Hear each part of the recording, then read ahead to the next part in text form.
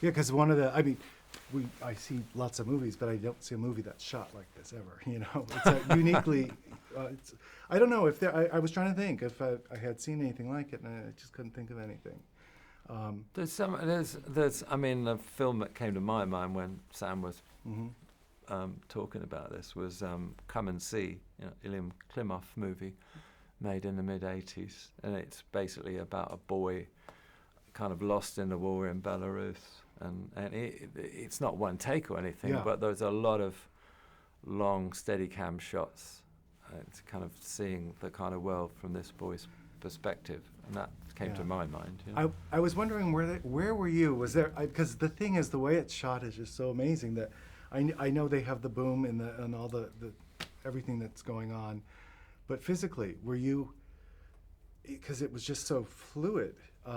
As a cinematographer, well, it's a lot of different techniques. Yeah. I think like 60% of it was shot on a stabilized remote head. So I'm operating in a van maybe a few hundred yards away, or a couple of hundred yards away. Then some of it's operated traditionally like on a Steadicam. So it's Pete Cavacuti, the operator, who's doing that shot. And then some of it's done on a rig called the Trinity, which is kind of like a Steadicam, but it has a jib arm kind of capability to it. And that was operated by Charlie Rezick.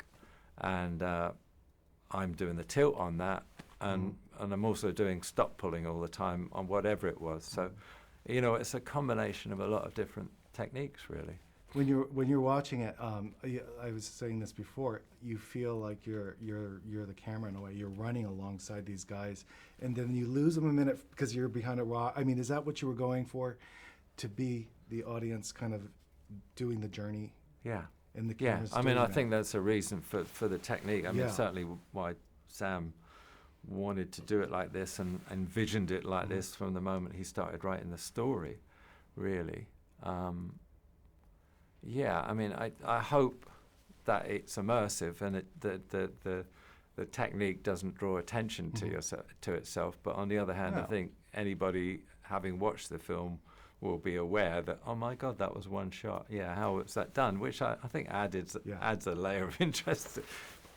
Well, a big budget movie like this, it is one. It looks like you just filmed it in one 2-hour take or whatever it is. Yeah. Of course you can't. I mean, it's a big budget movie, but you did make it. You did have scenes though that were unusually long for one take.